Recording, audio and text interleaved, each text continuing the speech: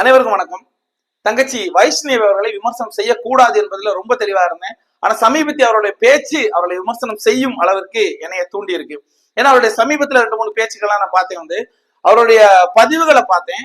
தளபதி விஜயை கடுமையா விமர்சனம் பண்ணி அவர்கள் பதிவு போட்டுக்கிட்டே இருக்காங்க.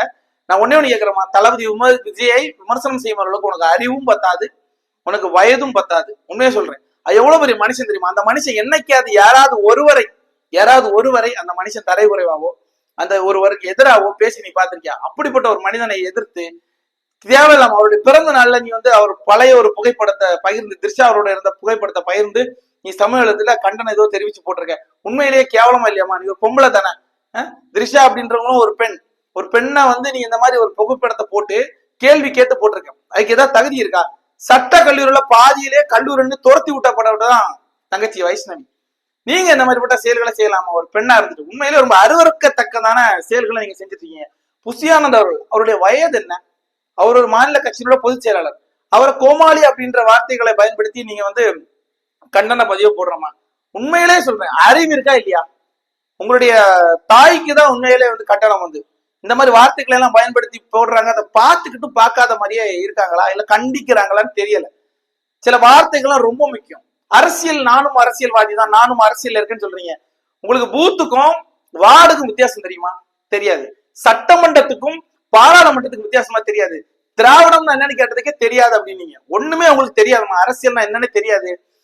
இப்பதான் அரசியலுக்குள்ள வந்திருக்கீங்க, இன்னும் அரசியலுக்குள்ள வரவே இல்லை. நீங்க என்னன்னு சொல்றீங்க? இன்ஸ்டாகிராம்ல பல லட்சம் தொண்டர்கள் என்ன ஃபாலோ பண்றீங்கம்மா? அது இன்ஸ்டாகிராம்ல இருக்கவங்க ஃபாலோவர்ஸ், தொண்டர்கள் கிடையாது. தொண்டர்கள்னா ஒரு கருத்து இருக்கும், ஒருவருக்கு ஒரு கொள்கை இருக்கும், அதை தொடர்ந்து அவங்க பின்பற்றுவாங்க, அவங்க தான் தொண்டர்கள். இன்ஸ்டாகிராம்ல உங்களுடைய அழகை காட்டி உங்களுடைய புகைப்படங்களை பார்த்தேன், நான் 2-3 இதெல்லாம் பார்த்தேன் இன்ஸ்டாகிராம்ல. நீங்க சும்மா உங்களை அங்க இங்கேயும் பார்த்து சிரிக்கிற மாதிரி, பெண்ல எழுதுற மாதிரி, நடக்கிற மாதிரி 2-3 போட்டோ எடுத்து போட்டு வீடியோ எடுத்து போட்டிருக்கீங்க.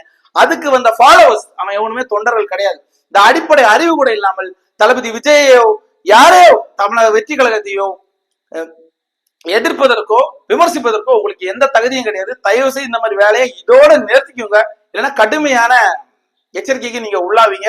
இன்னொன்னு சொல்றேன், நீங்க இதுவரை ஒரு மக்கள் பணி கூட நீங்க செய்யவே இல்லை.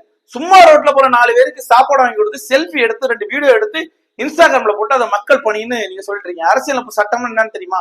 சமூக நீதி என்ன தெரியுமா? சமூகம் சார்ந்த ஏதாவது ஒரு பிரச்சனைக்கு குரல் கொடுத்துருக்கீங்களா அப்படின்னா ஏதாவது தெரியுமா? முதல்ல அரசியலமைப்பு சட்டம் சார்ந்து ஏதாவது ஒரு விஷயம் இப்போ வரைக்கும் நீங்க பேசிருக்கீங்களா?